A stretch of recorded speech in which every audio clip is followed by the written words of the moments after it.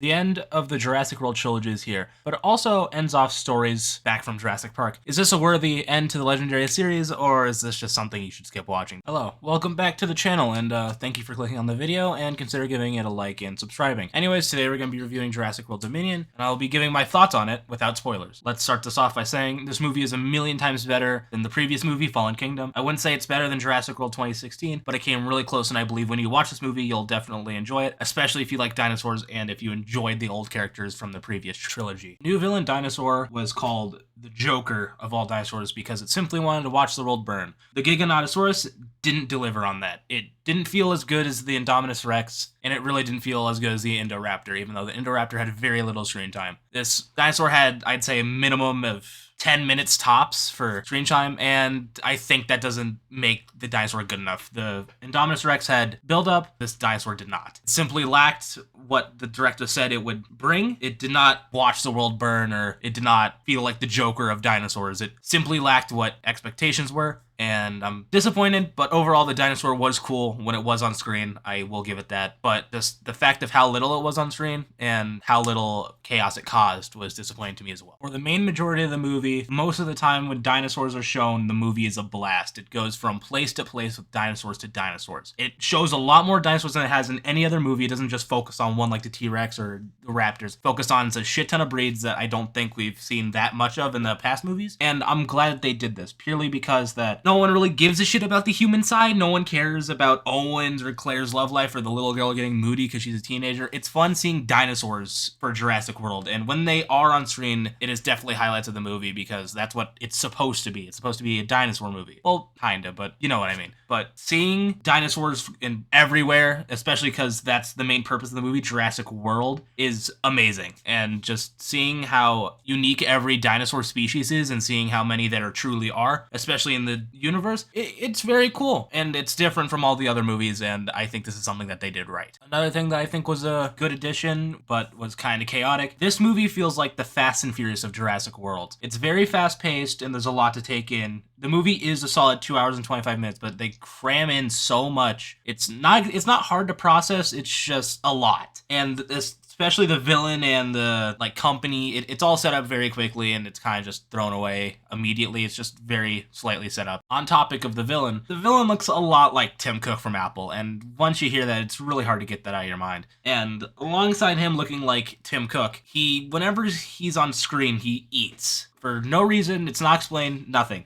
And then also in some of his lines, like at the end of them, he just screams, and if he does say something, you can't understand it because it's mainly a scream. It is so hard to understand, and it's the funniest moments in the entire movie. Even the moments in the movie that are intentionally funny aren't as funny as Mr. Tim Cook screaming his ass off. Seeing Dr. Alan Grant, Ellie, and Ian Malcolm on screen again was amazing, and I'm glad that they slowly eased themselves into the plot and they weren't forced. The way and the reasons that they were there made sense and it seemed in character. And I'm glad that they all had a worthy ending that made sense and wasn't right out of the blue and just wouldn't make sense for the character. These cameos would have been way better if they were never showed in the trailer, but I guess it wouldn't have brought in as much money due to Fallen King being as bad as it was. Either way, if they are in the trailers or not, I'm glad they made their way back into the franchise. This movie overall, in my opinion, was really good considering how bad Fallen Kingdom was. This is a great leap in the right step, and especially if they decide to continue this franchise later down the road, I'd say in 10 years or so. If they continue like this, I would say I would be excited for the next trilogy. Overall, I would rate this movie a solid 8 out of 10. It's a fun watch and a worthy finale to this legendary series. Anyways, everyone, that is the end of my Jurassic World Dominion review. And I strongly recommend this movie, and I hope you do spare some time and give it a watch. If you enjoyed the video, please consider giving it a like, and if you do like the rest of my content, please subscribe. That's the end of the video. I'll see you next time. Peace.